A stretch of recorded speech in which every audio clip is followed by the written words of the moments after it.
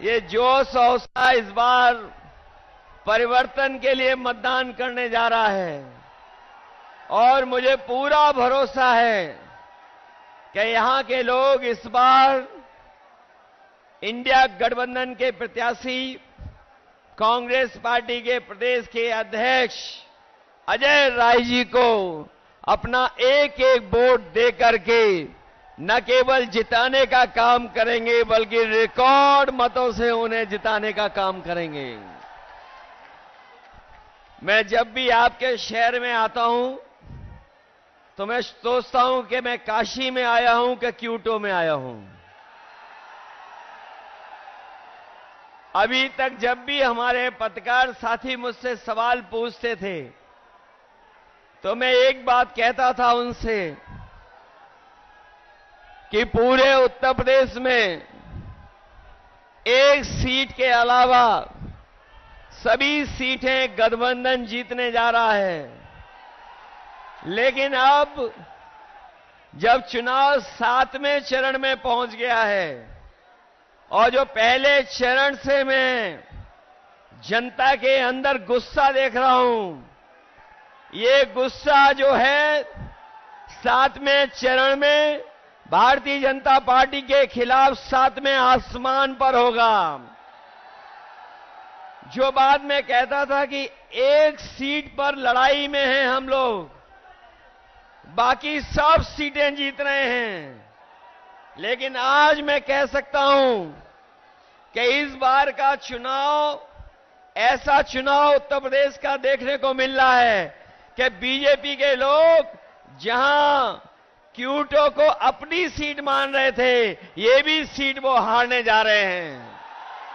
हम लोग डबल ताकत हो गए हैं, वो लोग डबल जीरो हो गए हैं। जो डबल इंजन की सरकार वाले कहते थे डबल इंजन की सरकार है, लेकिन डबल इंजन की सरकार दिल्ली और लखनऊ वालों ने यहां के लोगों के साथ धोखा करने का काम किया है। यहां डबल इंजन का इस बार धुआं निकलता हुआ नजर आ रहा है। जो घबराए हुए लोग हैं वो हम लोगों को शहजादा बोल रहे हैं। जो शहजादा बोल रहे हैं वो सुन लें कि ये इस बार दोनों शहजादे न केवल शह देने जा रहे हैं बल्कि इस बार मात भी देने का काम करेंगे। जिन्होंने मां गंगा की कसम खा करके,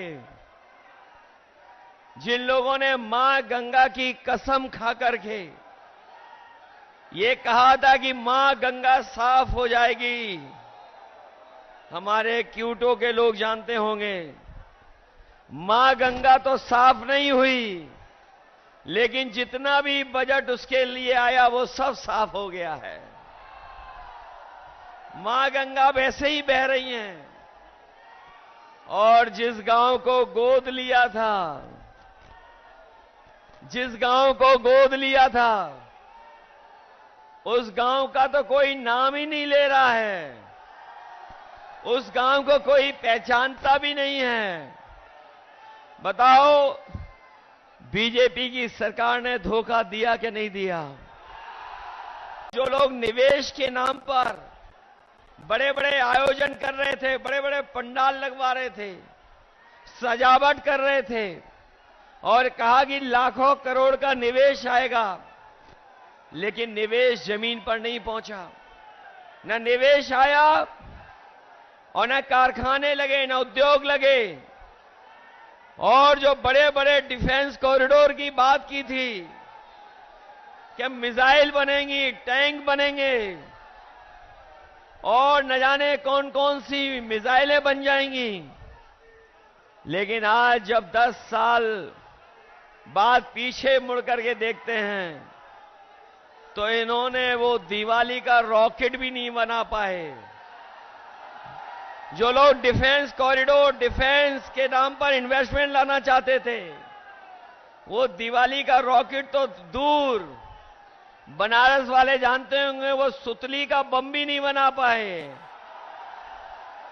बताओ G20 को आप समझते हो G20 क्या है? ये जो G20 के आयोजन हुए थे, बनारस में हुआ, देश में हुआ, आप जानते हो G20 का मतलब? G20 का मतलब है 2 गुजरात के, बाकी बीजेपी के 0। जो नारा लगा रहे थे 400 पार, अब उन्हें डर सता रहा है 400 हार का। और 400 का गणित समझ में आया? उन्होंने कहा 400 पार, और 400 पार का मतलब हुआ 543 में 400 पार कितनी सीटें हुई? 143 सीटें। तो ये 400 पार केवल 143 सीट की बात कर रहे थे, और इस बार देश की 140 करोड़ की जनता इनको 140 सीट के लिए भी तरसा देंगे। और अब तो भाषा भी बदल गई। हमारे लखनऊ वाले तो योगा करते डगमगाते थे। हमारे लखनऊ वाले वो जब योगा करते थे तो वो डगमगा जाते थे। अब तो सुनने में आया है कि काशी के डर से, क्यूटो के हार के डर से उनकी जवान भी डगमगाने लगी है, और कैसी कैसी बातें कहने लगे हैं। ये देश की जनता उनकी नकारात्मक राजनीति को सुनना नहीं चाहती है, उनकी पुरानी कहानियों को सुनना नहीं चाहती है, उनके घिसे पिटे डायलॉगों को सुनना नहीं चाहते, जिन्होंने बहुत कुछ सुनाया और कहा कि अच्छे दिन आएंगे। बनारस वाले जानते होंगे कि उनके अच्छे दिन तो नहीं आए, लेकिन हम इंडिया गठबंधन के लोग आपको भरोसा दिला सकते हैं, जो अच्छे दिन की बात कर रहे थे, अच्छे दिन नहीं लाए। कम से कम हम गठबंधन के लोग, आप क्यूटो से जिता देना, हम खुशियों का दिन लेकर के आएंगे।